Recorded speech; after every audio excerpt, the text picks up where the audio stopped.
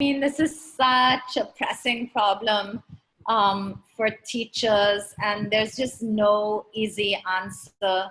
The first thing is, if you are a teacher out there struggling with your kids and management, look after yourself. I actually think that's one of the most important things, because it's so demoralizing to go home every day and feel like you've tried so hard and your kids just didn't care and they were defiant. So look after yourself, hold your belief, keep it intact. The second thing is, I think, have a lot of conviction in the strategies that you try. They will take time to work, but consistency and conviction is very, very important. So if you tell your kids, for example, I will only answer if your hand is up, then don't answer them if their hands are down, because they'll never learn that, right? And then day after day, like, the class will become more and more unruly. So I used to just stop class if my kids didn't listen. And I would tell them that I don't want you to listen for me.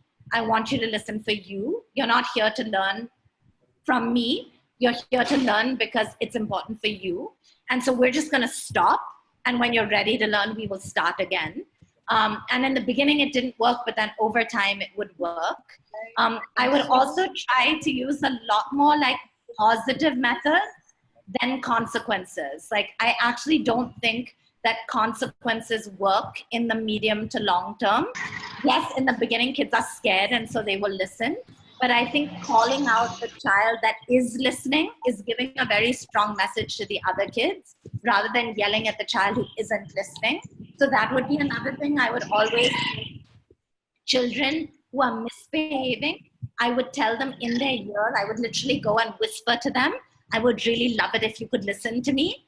But kids who were behaving well, I would make that very public, my praise of them, so that other kids could understand. And I think you just have to have patience, try the same things, and know that it is going to work. Hundreds and thousands of teachers have been in your shoes before, but they've held on to their belief, their practices, and their kids will listen.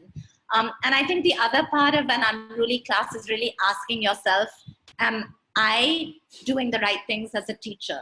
Like, are my classes being planned well enough? Are my classes interesting enough? Because if they're not, of course your kids are going to misbehave, right? And you only have yourself to blame. So I think really asking and looking at your own actions and how you can become a better teacher is directly linked to how well your kids behave.